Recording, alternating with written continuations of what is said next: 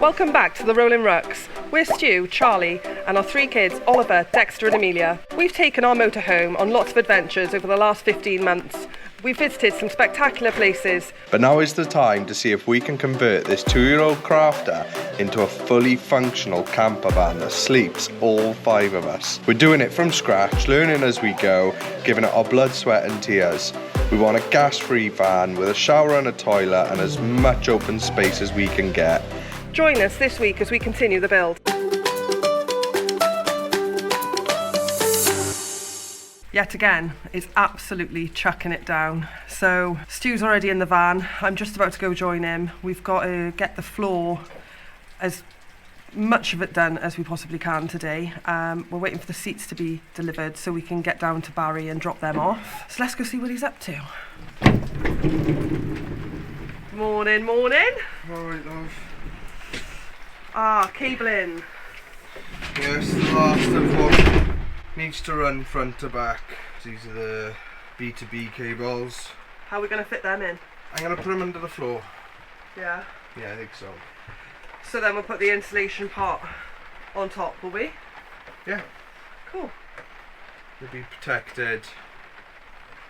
And I know, before anyone says, I don't need to run both, but because some are saying run both, some are saying, again, this is where it comes back to conflict and information, because some say to run just the positive, because the negative can obviously go to the chassis.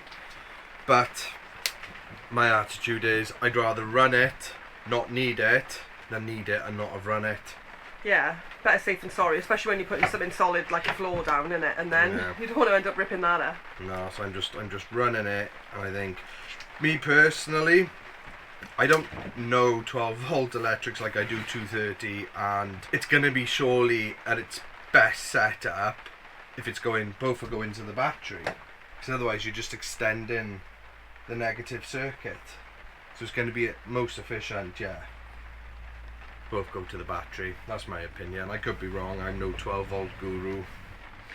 So once we fitted these cables, once you fitted these cables, because let's face it, I am zero help.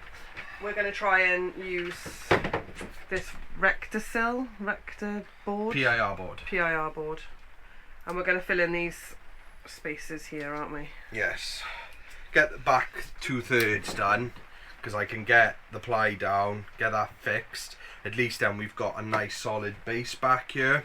Yeah, we're slipping and sliding at the minute, aren't we? I've got some spare ply here, so I might just lay a little bit on the front quarter, just here, so when we come in we're not going to fall over and that. Yeah, I just want to reduce now any trip hazards and just try and make it easy. But today, yeah, I want to run this, got to run this cable, so I've been told I need to run the B2B cables. Now we're having 230 amp B2Bs, so rather than run 2 lots of 16mm cable, I'm actually running 1 lot of 35mm, and what I'll do then is I'll split it either end into 2 16s, cables at equal lengths, and then I've got to do an ignition live cable. Now the new Victron B2Bs, they say don't need it, but it's, again, it's another one of those things, better to run it, not need it, than need it, not have run it. So it's only a small cable I'm running for that. That's a 2.5mm. And then a battery monitoring cable. That's my ignition live cable. Yeah. And then, yeah, the 2 big ones are the B2Bs. And they're the ones that get charged up off of solar? No. Oh, that's what the ones are in the corner. Yeah, the ones back in the corner are our solar cables. These ones, basically, when... I'll say it in layman's terms for you then. So when the car or any vehicle is driving, the engine produces more electric than the vehicle needs. So there are devices known as either battery to battery or DC to DC, and what they'll do is they'll take that excess electric and use it to charge your leisure batteries, whether that's gel, lithium or lead. So that's what this is for. Thanks, love. Now we've got 180 amp smart alternator on this fan, so it's quite a strong one. So luckily we're in a position where we can put 2 30 amp B2Bs in instead of just the one, which most alternators can only cope with one. You know, a lot of people will fit 2, but it will burn your alternator out. It's just a matter of time. And then what we're also going to be doing within our setup is on one of the battery-to-battery devices, we're going to have an isolator on it. So in the summer, we'll isolate one of them. So we're not putting so much pressure on the alternator, because obviously we're going to be getting a lot more solar in the summer. So then the batteries are just going to get charged from the solar. And one B2B. Yeah, so we're not using as much of our own battery from the car. Yeah, I mean, obviously when you put in these battery-to-batteries on, they're still putting a lot of stress on your alternators, because they weren't designed, you know, for that. We just said we're lucky that we've got a strong one, and we're not shouldn't have any issues with it. But at the same time, you don't want to be running, you know, pulling 60 amps from it if you don't need it. Like in the summer. So what we're going to do is we're going to isolate one of our batteries. We're going to have an isolator switch on one of our battery-to-batteries. So in the summer, we'll turn one off basically and just run one at 30 amps. Unless obviously, you know, we can monitor our batteries very closely. So, you know, if we see we're running low, then I can switch it back on. But I think in the summer, you know, we're going to have about 750 watts of solar on the roof, 640 amp hours of lithium. So as long as we don't park under trees, it'll be sorted. Yeah. But we're also going to have shore power as a very last resort, so that if there is no solar and we don't want to be going on a drive just to charge batteries, so you don't want to be doing that for the sake of it, we will have shore power, which when that comes in, that will go into our inverter, which will obviously activate all the 230 sockets, but that will also then charge the leisure batteries. So the shore power is like your bog standard electric hookup? It's your electric hookup, yeah. Right, in vans. Okay. In van life, I didn't know this till probably about 3-4 months ago. They call it shore power. Oh, okay. Whereas in the motorhome world, we call it electric hookup. Yeah. But it's basically the same thing? It's the exact same thing. Oh, okay, cool. Well, this is why I was getting confused, see? Because I didn't know... You haven't heard that before. Shore power. Yeah, there's just cables everywhere at the moment, and trying to get my head around what they're for and where they're being used and stuff. It's interesting, isn't it? Yeah, it is. I thought you were only interested in the end product working, so when you plug your straighteners in, it goes ding. It's the hairdryer I've got an issue with. Oh yeah, that's the drawer, isn't it? That's the big watts one. So where is that going to run from? The back of the van? Yeah, so this has got to come down to the back here where all our electrics are. Yeah. It's going to run up here all the way to the front, because this all needs to go to the cab battery.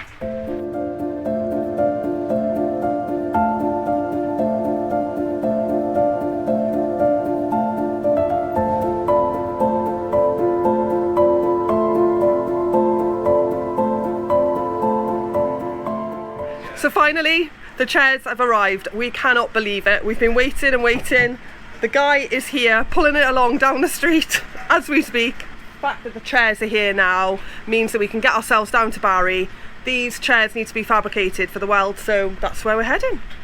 So we've made it to Barry and the sun's out. I know, it's rained all the way up here and we've got here and it's blue sky. It's beautiful. But yeah, we are at Camper Family Cymru, and these are the guys who've reached out to us to fit the seats. Yeah, very kind of them, so thanks guys. So we're dropping them off today so that they've got the seats so they can make the base that they're going to sit on, because obviously we're raising the height. So I said, look, I'll give them to a week early so they can get that fabricated.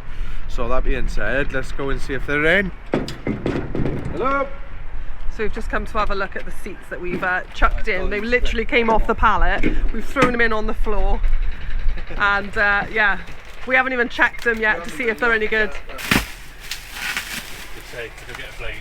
But it's John now, isn't it? Yeah, that's me, yeah. So this is John. He's been ever so kind, reached out to us and has come to help us with these seats, which has been an absolute godsend. So let's hope that the seats are alright, because we haven't checked them yet.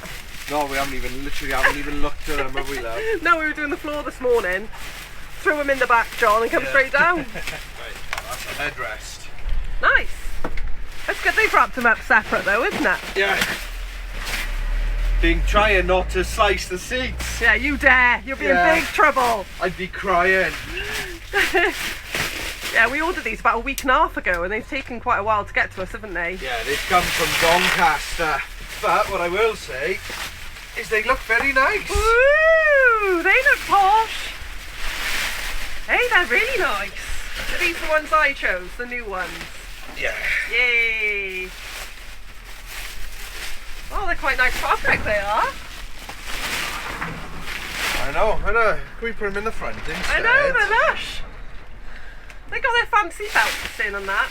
Are they doable, John? Yeah, we can do that. That's going to be fine. Yes, mate. That's what we want to hear. So we've just got back from Barry. The guys up there were lovely. So they've kept the chairs with them. They're going to build like a steel frame to go under the chairs. Stu's going to explain that much better than me. We're going to go down Monday. They're going to get the chairs in for us. Hopefully we'll get the van back then by Tuesday or Wednesday. We need the van back ideally Wednesday because we need to finish the floor just around where the seat area is, and we've got a little bit to do now to get it to that stage. So we're going to crack on with the floor. Just going to try and tie up like loose ends now, so any insulation that can be done, we want to get that finished, any sort of sealing in. So that's our afternoon sorted. This is the stage that we've got to. I say we've, but to be fair, Stu's done most of this morning. We've put this down just as a temporary floor situation because this is the floor that we're going to reuse. We're going to lino over the top of that. All the insulation has now been completed as far as we can go at the minute, and this is the area that the chairs are going in. Actually can't believe it. The flanges arrived today, and on the very day that the flanges arrived, we've got sunshine. So the man-bet has made a hole, and I'm praying that that sky stays blue until he's got it fitted. But yeah, this is cool because this means once the Maxxfan's in, it means we can actually have a proper roof in the camper, and that is literally going to be worth celebrating. Hey, there he is, working his socks off for the greater good. Is that what you call it? Yeah. So are we having a wooden surround, are we? It's not well, it is a kind of a surround, but because I've got a cross member here and here, I can only do it on the side. So what I'm going to do for now is glue the flange and get the Sky Max fitted. And then this is, you can bolt them through, but I'm thinking put a nice piece of wood there like that. I got some 2x2, and it'll allow me then to screw through the metal into the wood so the screw has something to bite into. That actually makes sense, yeah, because otherwise we'd only have the soft like insulation boards, wouldn't we? Yeah, but I need to come back a little bit more. Yeah.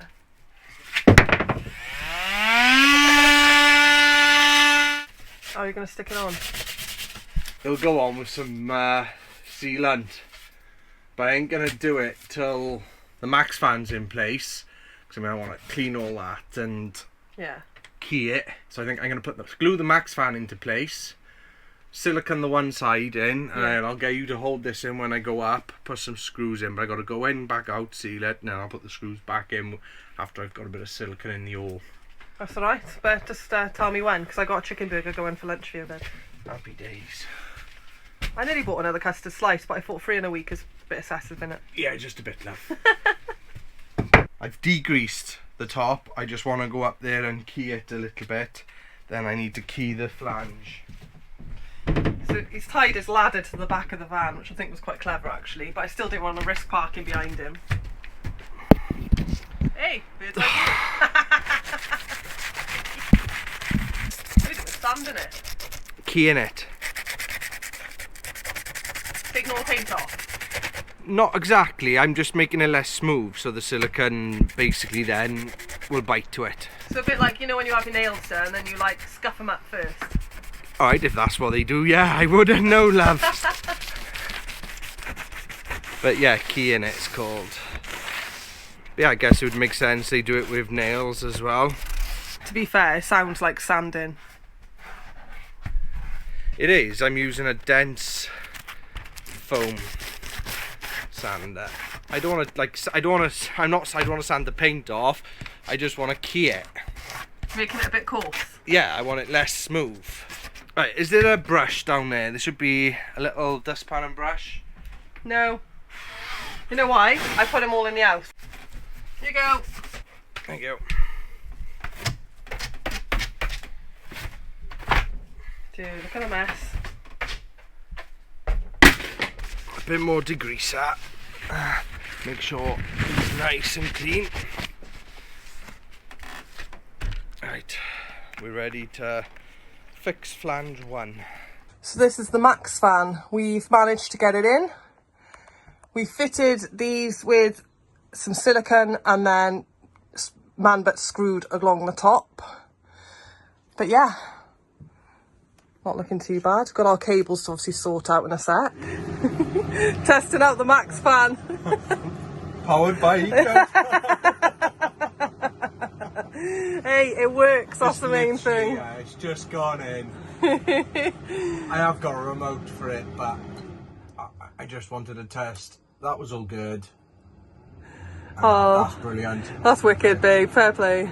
Happy with that. We are going to be at a bit of a standstill with this van for I'd say about a week, because obviously the chairs are being fitted and it then needs to go straight away for its respray. So we're going to have about a week off with the van build. When we get back to it, we're going to be literally working on all the internal furniture and the boards and the ceilings and you know, carpeting the ceiling, all that kind of thing. So it will be a little bit more fast paced. We'll have more time on the van because obviously we're not going to be in the house, and we'll have all the materials ready, so that'll save the delays on like deliveries and waiting times for that. So yeah, it's going to get done really quickly over the next couple of weeks, but we are taking a week out, so you will have to watch us when we're in our motorhome with the kids. While we're waiting for this to be resprayed, we're going to go away for a week, so it will be our usual vloggy style videos, so hope you enjoy them. But I'm about to go see a man about a yard space. Some yard space, so we're hoping to get it undercover. Yeah, that's So been our biggest problem, isn't it? It's not knowing what's happening once we leave the house next week, because we haven't got anything in place yet. No, but it's been alright up until now because everything is inside, you know, it's all small stuff. But from here on out, I'm going to be cutting big panels of wood, furniture boards. So I need a big area. I say a big area, but like 2.4 by 2.4 would be fine. Yeah. And I can just crack on and cut it then. Won't take us too long, will it? Once we start getting it all in here, I think we've been quite lucky that we've managed to get it to this point while we still had the house. Yeah. So we said we wanted to try and get it all insulated and literally get the floor done, get the seats in, and we should pretty much be bang on target. I still need to get the solar cables through the roof. Oh yeah, that's still not been done. But then we have had loads of rain, so yeah, it's been a bit difficult. As I said, we need to get somewhere undercover where we can crack on. Yeah. So until next time, guys. We'll see you in a bit. Ciao, guys.